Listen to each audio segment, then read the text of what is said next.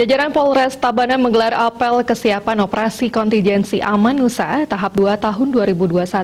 Operasi ini untuk percepatan penanganan COVID-19, menjamin kepastian hukum serta meningkatkan efektivitas pencegahan dan pengendalian masyarakat dari pandemi COVID-19.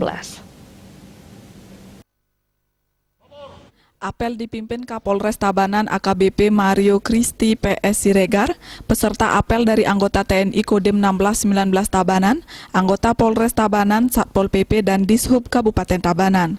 Kapolres Tabanan mengatakan apel ini menandai kesiapan dan mulai digelarnya operasi kontingensi Amanusa tahap 2 tahun 2021. Apel bertujuan mengecek kesiapan para personel dan kelengkapan sarana prasarana beserta seluruh unsur yang tergabung di dalamnya.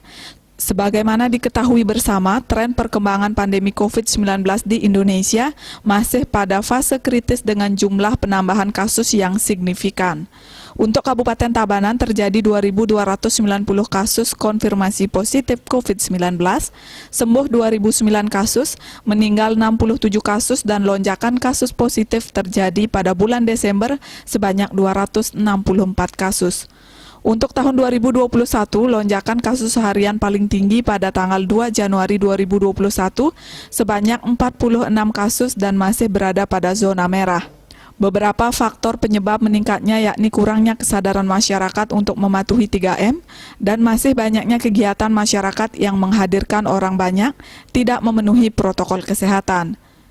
Guna mempercepat penanganan COVID-19 dan pelaksanaan vaksinasi COVID-19 yang akan dilaksanakan pada tahun 2021, maka digelar operasi kepolisian terpusat yang dilaksanakan oleh Mabes Polri, Polda Bali, Polres, dan Polsek jajaran yang bersifat terbuka dengan jenis operasi kontingensi dengan sandi operasi Amanusa Agung II penanganan COVID-19 tahun 2021. Pertama, kurangnya kesadaran masyarakat untuk mematuhi 3M.